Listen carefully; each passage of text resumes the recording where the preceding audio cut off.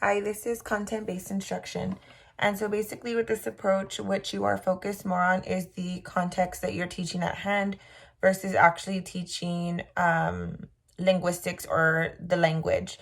And so most of the time you're going to sit and focus on vocabulary and things like that before you start your lesson. With content-based instruction, you want to focus on what is being taught, and the thought is that they are going to learn the language better by this approach versus sitting there and having to learn vocabulary, etc., while they're learning the lesson.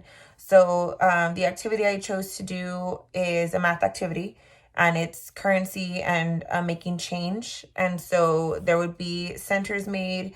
This does work well with small groups, and so you would create those small groups. You would sit in whole group instruction, and you would go through everything that they would do start to finish. And so there would be menus that would be passed out, and so you would go over these menus. There's dollar amounts and prices, so you would go through that with your students. There would also be receipts that they could tally up whatever is being ordered. So basically it's like they're sitting at a restaurant, and then you would actually give them currency that they would be able to use within the activity as well.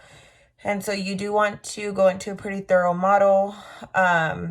You would use the menu. They could use the receipts to take the actual order of food. And then once they are done ordering the food, they can totally act this out from start to finish. They would add up all of their purchase. They would give them a total, and then money would be exchanged to create that change that they would need to give back to the customer. And so once you break out into those centers, everybody would get a menu, currency, and a receipt. You would need a timer because you do want everybody within that group to get a turn to either be taking the order or being the customer that's sitting down in the chair.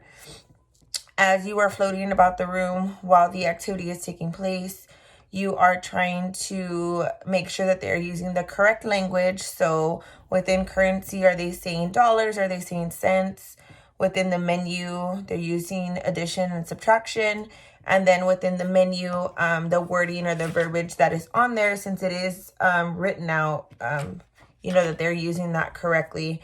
And so after each person gets a turn, you would want to go back to a whole group setting. And so this is time to reflect. This is time for you to make sure that the learners understood what was going on, and you want to ask deeper questions. So basically, if you didn't know how to give change back, what could happen in a real world scenario? And also the content-based instruction is best if taught in a real world scenario.